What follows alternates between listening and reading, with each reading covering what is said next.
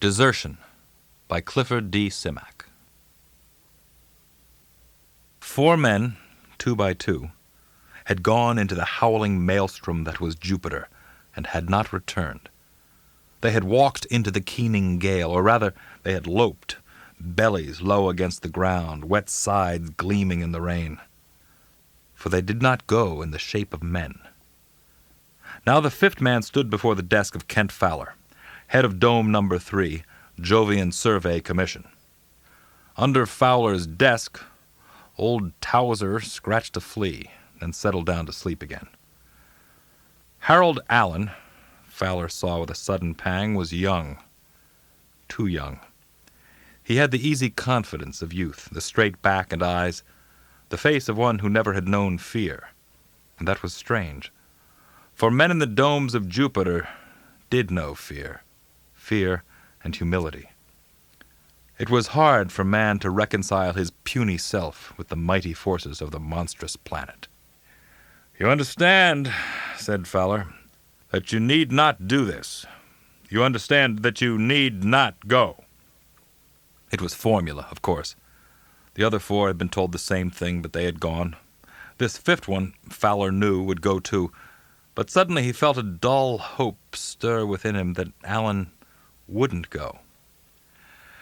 "When do I start?" asked Allen. There was a time when Fowler might have taken quiet pride in that answer, but not now. He frowned briefly. Allen stood waiting quietly. "4 other men have gone out and have not returned," said Fowler. "You know that, of course. We want you to return.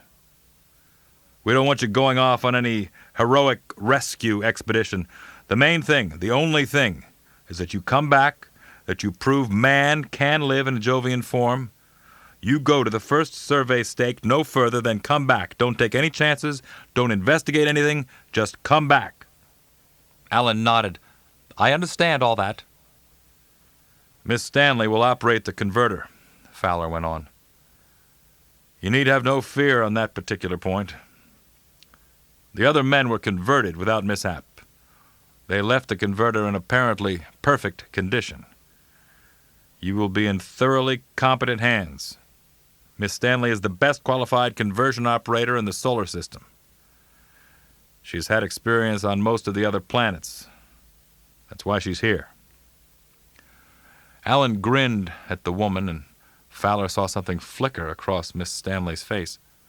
Something that might have been pity, or rage, or just plain fear. But it was gone again, and she was smiling back at the youth who stood before the desk. Smiling in that prim, school-teacherish way she had of smiling, almost as if she hated herself for doing it. "I shall be looking forward," said Allen, "to my conversion." And the way he said it, he made it all a joke, a vast, ironic joke. But it was no joke. It was serious business, deadly serious. Upon these tests, Fowler knew, depended the fate of men on Jupiter. If the test succeeded, the resources of this giant planet would be thrown open. Man would take over Jupiter as he already had taken over the smaller planets. And if they failed, man would continue to be chained and hampered by the terrific pressure, the greater force of gravity, the weird chemistry of the planet. He would continue to be shut within the domes, unable to set actual foot upon the planet, unable to see it with direct, unaided vision, forced to rely upon the awkward tractors and the televisor, forced to work with clumsy tools and mechanisms or through the medium of robots that themselves were clumsy. For man, unprotected and in his natural form, would be blotted out by Jupiter's terrific pressure of 15,000 pounds per square inch, pressure that made terrestrial sea bottoms seem a vacuum by comparison. Even the strongest metal Earthmen could devise couldn't exist under pressure such as that, under the pressure of the alkaline rains that forever swept the planet. It grew brittle and flaky, crumbling like clay, or it ran away in little streams and puddles of ammonia salts. Only by stepping up the toughness and strength of that metal, by increasing its electronic tension, Could it be made to withstand the weight of thousands of miles of swirling, choking gases that made up the atmosphere? And even when that was done, everything had to be coated with tough quartz to keep away the rain, the bitter rain that was liquid ammonia. Fowler sat listening to the engines in the subfloor of the dome. Engines that ran on endlessly, the dome never quiet of them. They had to run and keep on running, for if they stopped, the power flowing into the metal walls of the dome would stop. The electronic tension would ease up, and that would be the end of everything. Towser roused himself under Fowler's desk and scratched another flea, his leg thumping hard against the floor. "Is there anything else?" asked Allen. Fowler shook his head.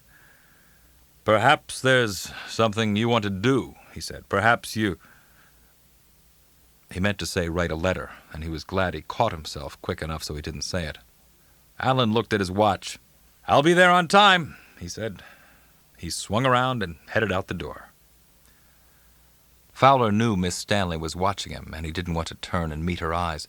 He fumbled with a sheaf of papers on the desk before him.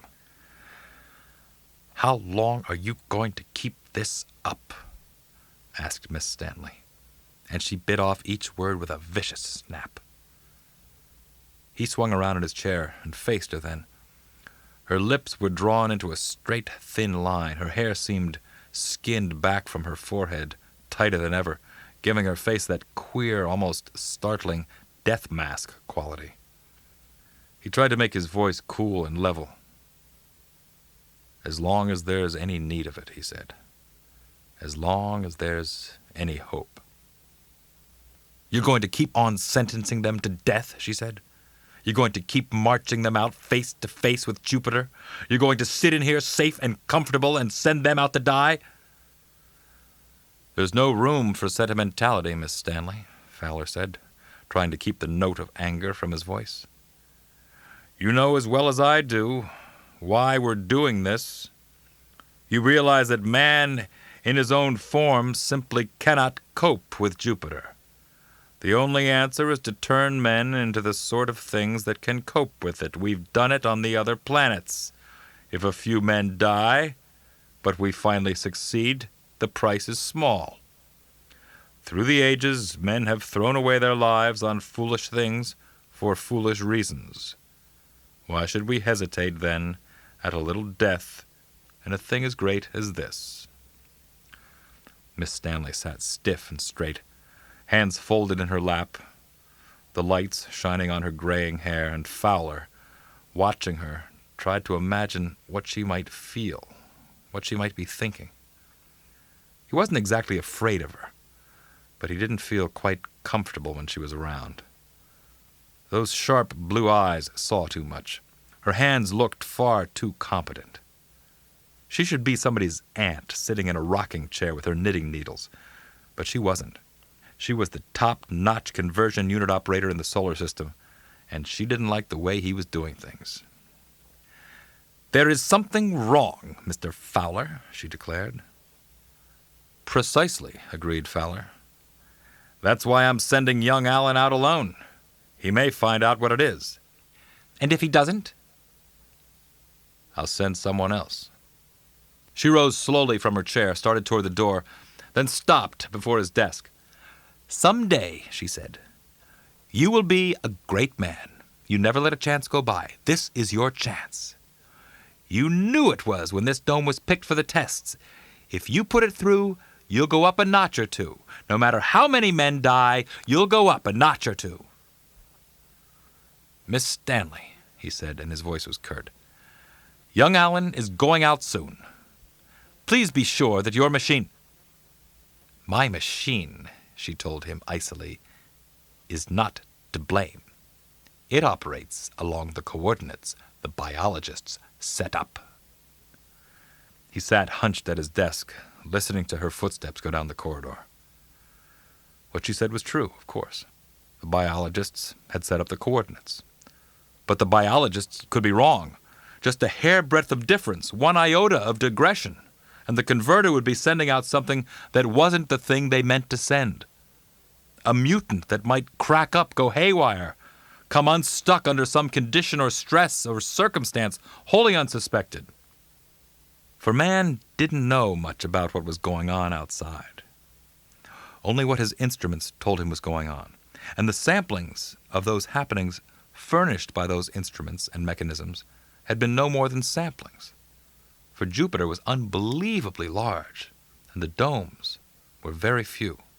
Even the work of the biologist in getting the data on the Lopers, apparently the highest form of Jovian life, had involved more than 3 years of intensive study, and after that 2 years of checking to make sure. Work that could have been done on Earth in a week or two, but work that, in this case, couldn't be done on Earth at all, for one couldn't take a Jovian life form to Earth.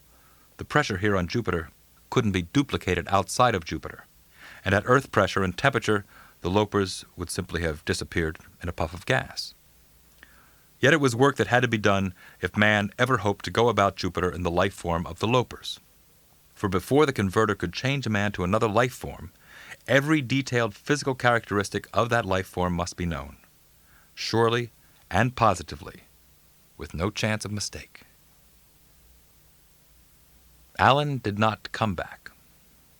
The tractors combing the nearby terrain found no trace of him, unless the skulking thing reported by one of the drivers had been the missing Earthman in Loper form. The biologists sneered, their most accomplished academic sneers, when Fowler suggested the coordinates might be wrong. Carefully they pointed out the coordinates worked. When a man was put into the converter and the switch was thrown, the man became a Loper. He left the machine and moved away, out of sight, into the soupy atmosphere. Some quirk, Fowler had suggested, some tiny deviation from the thing a Loper should be, some minor defect. If there were, the biologist said, it would take years to find it. And Fowler knew that they were right. So there were 5 men now instead of 4, and Harold Allen had walked out into Jupiter for nothing at all. It was as if he'd never gone, so far as knowledge was concerned. Fowler reached across the desk and picked up the personal file, a thin sheaf of papers neatly clipped together. It was a thing he dreaded, but a thing he had to do. Somehow the reason for these strange disappearances must be found, and there was no other way than to send out more men. He sat for a moment, listening to the howling of the wind above the dome, the everlasting thundering gale that swept across the planet in boiling, twisting wrath. Was there some threat out there, he asked himself? Some danger they did not know about? Something that lay in wait and gobbled up the Lopers, making no distinction between Lopers that were bona fide and Lopers that were men. To the gobblers, of course, it would make no difference. Or had there been a basic fault in selecting the Lopers as the type of life best fitted for existence on the surface of the planet? The evident intelligence of the Lopers, he knew, had been one factor in that determination. For if the thing man became did not have capacity for intelligence, man could not for long retain his own intelligence in such a guise. Had the biologists let that one factor weigh too heavily, using it to offset some other factor that might be unsatisfactory, even disastrous? It didn't seem likely. Stiff-necked as they might be, the biologists knew their business. Or was the whole thing impossible, doomed from the very start? Conversion to other life forms had worked on other planets, but that did not necessarily mean it would work on Jupiter. Perhaps man's intelligence could not function correctly through the sensory apparatus provided Jovian life. Perhaps the Lopers were so alien there was no common ground for human knowledge and the Jovian conception of existence to meet and work together. Or the fault might lie with man, be inherent with the race. Some mental aberration, which, coupled with what they found outside, wouldn't let them come back. Although it might not be an aberration, not in the human sense. Perhaps just one ordinary human mental trait, accepted as commonplace on Earth, would be so violently at odds with Jovian existence that it would blast all human intelligence and sanity. Claws rattled and clicked down the corridor. Listening to them, Fowler smiled wanly. It was Towser coming back from the kitchen where he had gone to see his friend, the cook. Towser came into the room carrying a bone. He wagged his tail at Fowler and flopped down beside the desk, bone between his paws. For a long moment, his rheumy old eyes regarded his master, and Fowler reached down a hand to ruffle a ragged ear. "You still like me, Towser." Towser thumped his tail. "You're the only one," said Fowler. "All through the dome they're cussing me, calling me a murderer, more than likely." He straightened and swung back to the desk. His hand reached out and picked up the file. Bennett. Bennett had a girl waiting for him back on Earth. Andrews?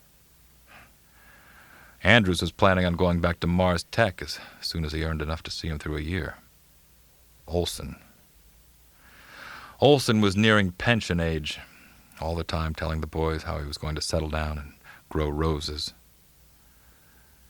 Carefully, Fowler laid the file back on the desk. Sentencing men to death. Miss Stanley had said that, her pale lips scarcely moving in her parchment face. Marching men out to die while he, Fowler, sat here safe and comfortable. They were saying it all through the dome, no doubt, especially since Allen had failed to return. They wouldn't say it to his face, of course. Even the man or men he called before this desk and told they were the next to go wouldn't say it to him. They would only say, "When do we start?"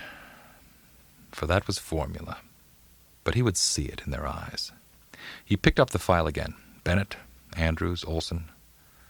There were others, but there was no use in going on. Kent Fowler knew that he couldn't do it, couldn't face them, couldn't send more men out to die. He leaned forward and flipped up the toggle on the intercommunicator. "Yes, Mr. Fowler." "Miss Stanley, please." He waited for Miss Stanley, listening to Towser chewing half-heartedly on the bone. Towser's teeth were getting bad. "Miss Stanley," said Miss Stanley's voice. "Just wanted to tell you, Miss Stanley, to get ready for 2 more. "Aren't you afraid," asked Miss Stanley, "that you'll run out of them, sending out one at a time?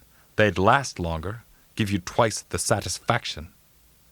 "One of them," said Fowler, "will be a dog." "A dog?" "Yes, Towser." He heard the quick, cold rage that iced her voice. "Your own dog. He's been with you all these years." "That's the point," said Fowler. "Towser would be unhappy if I left him behind." It was not the Jupiter he had known through the televisor. He had expected it would be different, but not like this. He had expected a hell of ammonia rain and stinking fumes and the deafening, thundering tumult of the storm. He had expected swirling clouds and fogs and the snarling flicker of monstrous thunderbolts. He had not expected the lashing downpour would be reduced to drifting purple mist that moved like fleeing shadows over a red and purple sward. He had not even guessed the snaking bolts of lightning would be flares of pure ecstasy across a painted sky. Waiting for Towser, Fowler flexed the muscles of his body, amazed at the smooth, sleek strength he found. Not a bad body, he decided, and grimaced at remembering how he had pitied the Lopers when he glimpsed them through the television screen.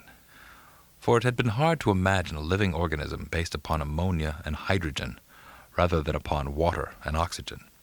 Hard to believe that such a form of life could know the same quick thrill of life that humankind could know. Hard to conceive of life out in the soupy maelstrom that was Jupiter, not knowing, of course, that through Jovian eyes it was no soupy maelstrom at all. The wind brushed against him with what seemed gentle fingers, and he remembered with a start that by Earth standards the wind was a roaring gale, a 200-mile-an-hour howler laden with deadly gases.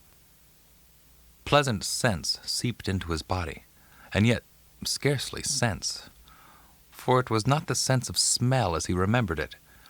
It was as if his whole being was soaking up the sensation of lavender, and yet not lavender.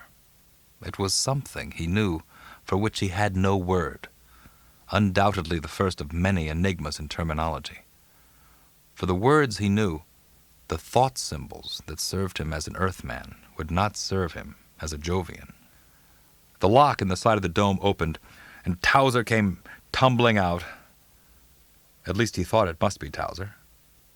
He started to call the dog, his mind shaping the words he meant to say, but he couldn't say them. There was no way to say them. He had nothing to say them with. For a moment, his mind swirled in muddy terror, a blind fear that eddied in little puffs of panic through his brain. How did Jovians talk? Suddenly, he was aware of Towser, intensely aware of the bumbling, eager friendliness of the shaggy animal that had followed him from Earth to many planets, as if the thing that was Towser had reached out and for a moment sat within his brain. And out of the bubbling welcome that he sensed came words. "Hiya, pal." Not words, really, better than words.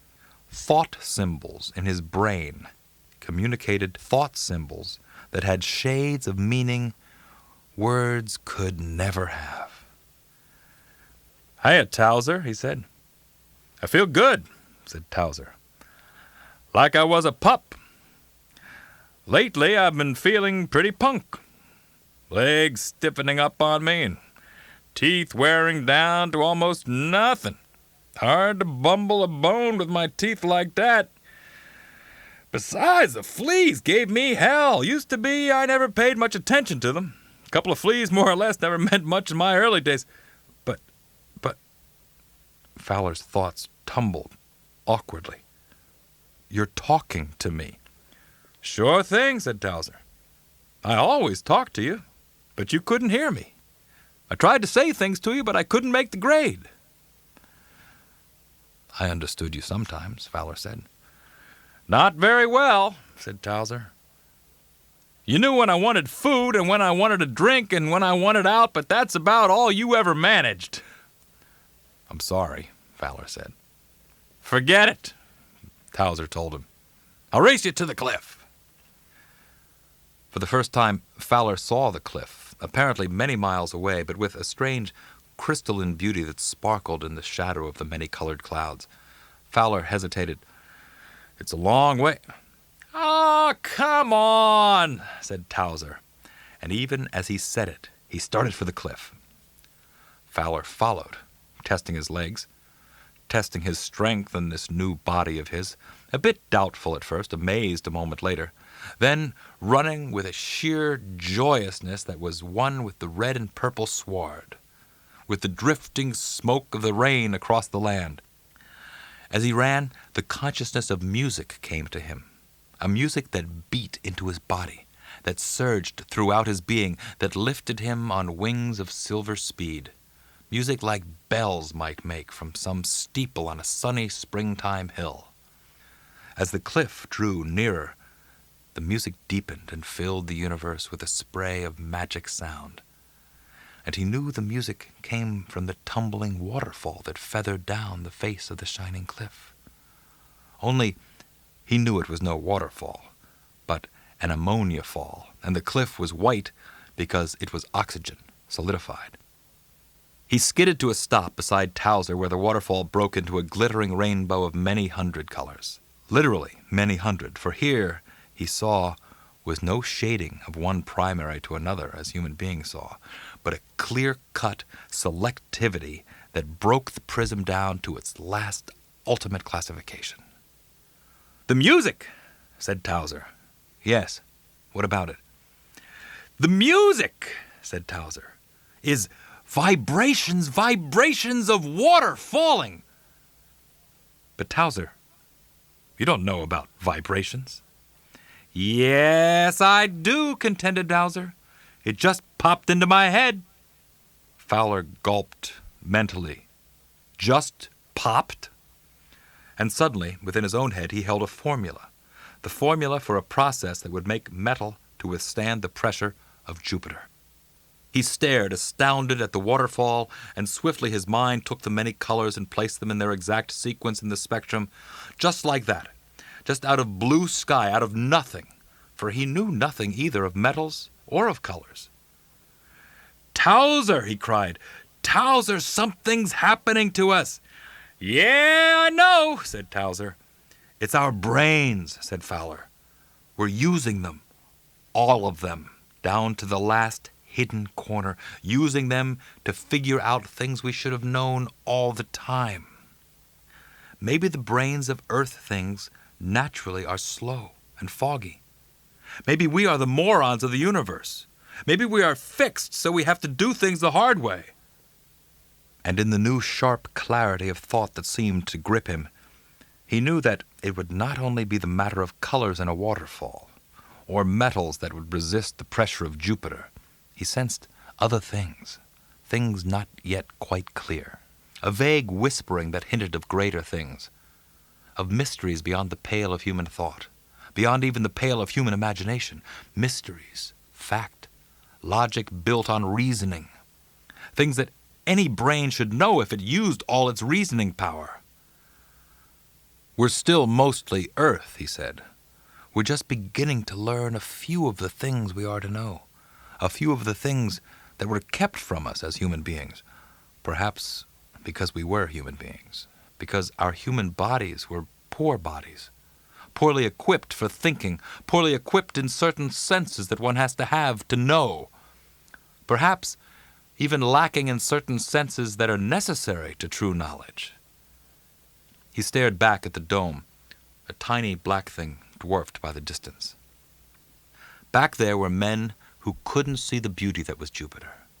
Men who thought that swirling clouds and lashing rain obscured the face of the planet. Unseeing human eyes, poor eyes. Eyes that could not see the beauty in the clouds, that could not see through the storms. Bodies that could not feel the thrill of trilling music stemming from the rush of broken water. Men who walked alone, in terrible loneliness, talking with their tongues like Boy Scouts wig-wagging out their messages, unable to reach out and touch one another's mind as he could reach out and touch Towser's mind, shut off forever from that personal, intimate contact with other living things. He, Fowler, had expected terror inspired by alien things out here on the surface, had expected to cower before the threat of unknown things, had steeled himself against disgust of a situation that was not of Earth. But instead, he had found something greater than man had ever known. A swifter, surer body, a sense of exhilaration, a deeper sense of life, a sharper mind, a world of beauty that even the dreamers of the Earth had not imagined. "Let's get going," Towser urged. "Where do you want to go?" "Anywhere," said Towser. "Just start going and see where we end up. I have a feeling. Well, a feeling." "Yes, I know," said Fowler. For he had the feeling, too. The feeling of high destiny. A certain sense of greatness, a knowledge that somewhere off beyond the horizons lay adventure and things greater than adventure. Those other 5 had felt it too, had felt the urge to go and see, the compelling sense that here lay a life of fullness and of knowledge. That, he knew, was why they had not returned. "I won't go back," said Towser. "We can't let them down," said Fowler. Fowler took a step or two back toward the dome, then stopped. Back to the dome. Back to that aching, poison-laden body he had left. It hadn't seemed aching before, but now he knew it was. Back to the fuzzy brain. Back to the muddled thinking. Back to the flapping mouths that formed signals others understood. Back to eyes that now would be worse than no sight at all. Back to squalor. Back to crawling. Back to ignorance. "Perhaps someday," he said, muttering to himself. "We got a lot to do and a lot to see," said Towser. "We got a lot to learn. We'll find things." Yes, they could find things. Civilizations, perhaps. Civilizations that would make the civilization of man seem puny by comparison. beauty, and more important, an understanding of that beauty, and a comradeship no one had ever known before, that no man, no dog, had ever known before. And life, the quickness of life after what seemed a drugged existence. "I can't go back," said Towser. "Nor I," said Fowler. "They would turn me back into a dog," said Towser. "And me," said Fowler, "back into a man."